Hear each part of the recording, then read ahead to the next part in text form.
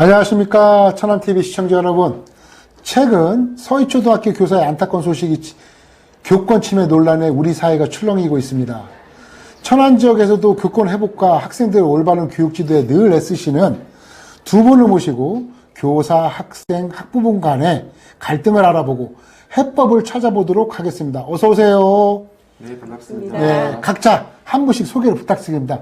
최재웅 위원장님. 네, 반갑습니다. 저는 충남교사 노동조합에서 위원장을 맡고 있는 최재영입니다. 반갑습니다. 네, 안녕하세요. 저는 천안학교사랑 어머니회 회장 김현숙입니다. 오늘 무거운 자리에 함께하게 되어 저 또 마음이 무겁습니다. 열심히 하겠습니다. 먼저 충남교사 노조위원장이신 최재윤 위원장님께 질문 하나 드릴게요. 네. 이번 서희초 교사의 자살로 교권 추락이 됐다는 지적이 일고 있는데요. 근데 최근에 또 이주호 교육부 장관이 오히려 2011년도 경기도 교육감이 제정한 학생 인권 조례가 교권 추락의 원인이다. 이런 말을 했는데 그거 맞는 얘기 맞아요?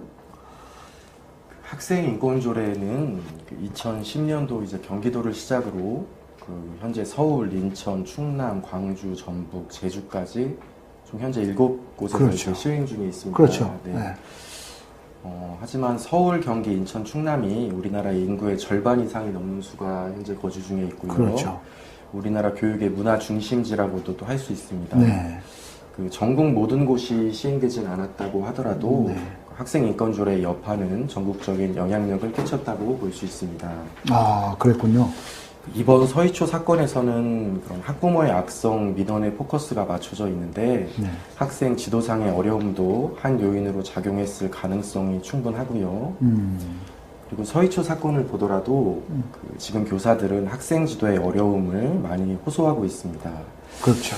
교권과 학생의 인권은 네. 서로 상충하는 가치가 아닙니다. 둘 다 당연히 보호받아야 하는 것이죠. 그러나 현실적으로 학교 현장에서는 네. 배치되는 상황이 또 발생할 수도 또 있습니다. 예를 들어 교실에서 한 학생이 수업을 듣기 싫어서 책상에 엎드려 있는 상황에서 학생 인권 조례에 따라 학생의 자유권을 최우선으로 보장하는 것이 먼저인가? 아니면 학생의 교육을 위해서 일어나서 수업을 들으라는 교사의 교육적 생활 지도가 우선인가 하는 문제가 학생 조례가 시행된 이후 네. 학교가 빠진 딜레마입니다. 제가 말씀드리고 싶은 건 네. 교수일이라는 특수한 상황에서 교사의 이런 상식적인 지시도 네. 학생의 인권을 무시하는 것이라고 한다면 네.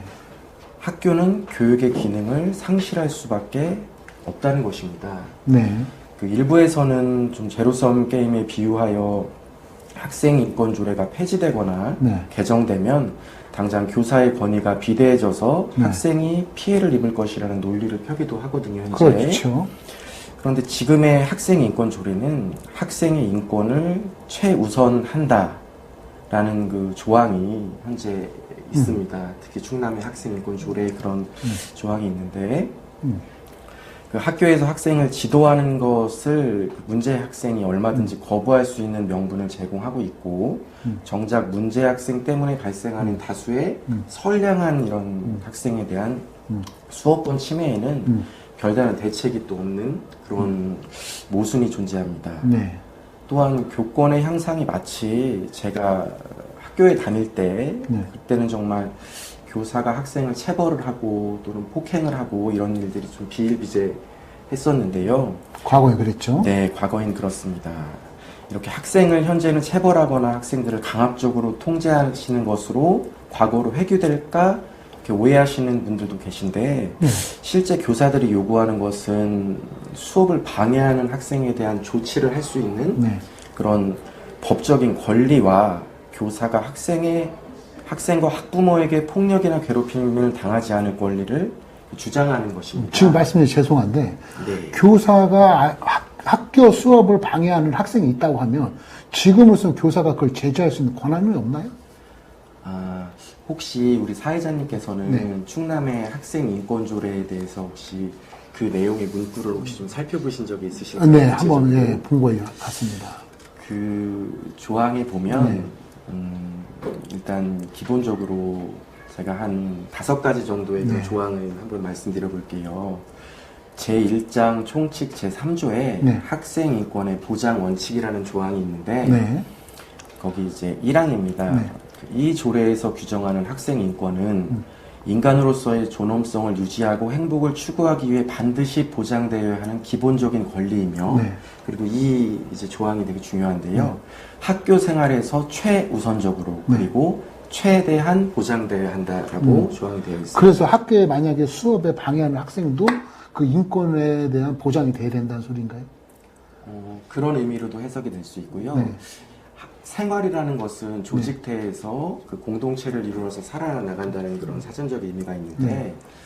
여기에서 학생의 인권과 교사의 인권은 학교라는 교육 공동체에서 동등하게 보장이 되어야 하는데 네. 이 조항으로 학교에서 교사의 인권보다 학생의 인권이 더 최우선시 되어야 한다는 그런 의견이 있습니다. 네. 그리고 또 그 학생의 2장에 보면 학생의 인권 부분에서 네. 제1절 이제 자유권, 네. 그래서 이제 신체의 자유가 있습니다. 제6조에 여기에 보면 학생은 신체의 자유를 가지며 네. 체벌은 허용되지 않는다고 네. 되어 있습니다. 학생을 체벌하는 것에 대해서 네. 동의하는 교사는 네. 없을 겁니다. 저희 교사들은 학생의 체벌을 절대로 원하지 않습니다. 그런데 이 조항으로 인해서 현재 학교에서 교사는 수업 중 학생이 화장실 가는 것을 지도할 수 없습니다. 네. 제재하기가 어렵습니다. 배설의 자유가 있기 때문에 또 자는 학생을 깨울 수도 없습니다. 학생의 수면권을 네. 또 보장을 해줘야 해줘야 되기 네. 때문에요. 그리고 수업 중에 음식을 먹는 학생도 지도할 수가 없습니다. 네. 자유권의 음식 섭취권 보장 때문에요. 네. 또 과거에 또 저희가 수업 중에 이어폰을 듣는다는 것은 상상을 못했죠. 그런데 지금은 학교에서 수업 시간에 학생들이 이어폰으로 음악을 듣거나 심지어 핸드폰을 사용하고 있어도 직접적인 수업에 방해가 되지 않는다면 제재하기가 어렵습니다. 지도하기가 어렵습니다. 네. 또 학생들이 체육 수업 시간에 수업에 참여하지 않는 학생을 교사가 체육 수업 시간에 야외 활동을 하도록 그렇게 지도를 할 수도 없습니다. 권고도 할 수 없다? 네, 신체의 자유 때문에. 네. 그래서 충남 학생 인권 조례에서 이러한 조항들이 교사의 정당한 교육권을 침해한다는 의견들이 선생님들 사이에서 또 도민들 사이에서 있는 건 사실입니다. 아, 그렇군요. 자, 그럼 여기까지 일단은 말씀 들어보기도 하고요. 자, 우리 다음에 이제 우리 천안 학교 사랑의 어머니회 예. 그 김현숙 회장님 네네. 입장은 좀 어떤가요? 아, 예. 먼저 저는 이 질문에 대답을 글쎄요로 시작을 하겠습니다. 네. 제가 저기 2020년도 충남 학생인권조례 개정 공청회 때 학부모 대표로 이제 참석을 했었습니다. 아, 그러셨군요. 토론에 참석해서 제가 그 의견을 말했었는데. 현장에 직접 그렇죠. 참여하셨다는 제가 얘기죠? 이제 토론자로 나갔었습니다. 그때 제가 이제 이 의뢰를 받고 그 당시 제가 썼던 그 시작을 읽어봤었거든요. 그랬더니 제가 이렇게 썼더라고요. 학생들이 개인의 인권이 존중되면 타인의 인권도 존중해주기에 친구 간 학교 폭력이 줄어들고 사제 간 배려와 존중의 문화가 싹트는 긍정의 변화가 지속될 것이라는 이상적인 이야기를 들었습니다. 이렇게 시작을 했더라고요.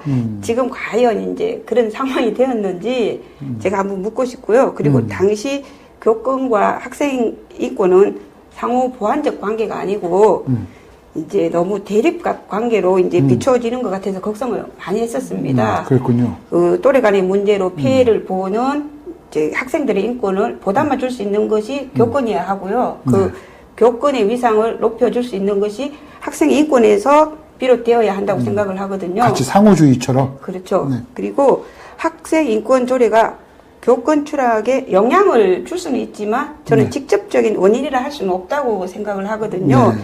그게 이제 아동보호법이나 또 아동학대법 그리고 학생인권조례 이해에 대한 확대 해석으로 인해서 학생이나 학부모의 오류가 더 큰 원인이 아닐지 생각하거든요. 그렇군요. 가령 학부모가 원인이다? 이제 그 학부모가 원인이라기보다는 원인 제공을 많이 방금 한다. 원장님 얘기하셨듯이 이제 그 모든 거에 학대 해석이라고 얘기를 하는 거예요. 그렇죠. 이제 그 가령 학교 폭력 가해자가 발생을 하면 먼저 그 학생을 불러서 사건 경위서를 작성해야 되거든요. 네. 근데 지금 이제 수업 시간에 애를 부르면 네. 학습권 침해라고 이제 생각을 하고 또 쉬는 시간에 부르면 휴식권 방해다. 어, 그리고 그렇게 방과 되는군요. 후에 또 남기면 아동 학대로 신고할 수 있다는 잘못된 신념으로 해석하는 게 더 큰 원인이 아닐까 저는 이렇게 생각하고 있습니다. 그렇군요. 네. 알겠습니다.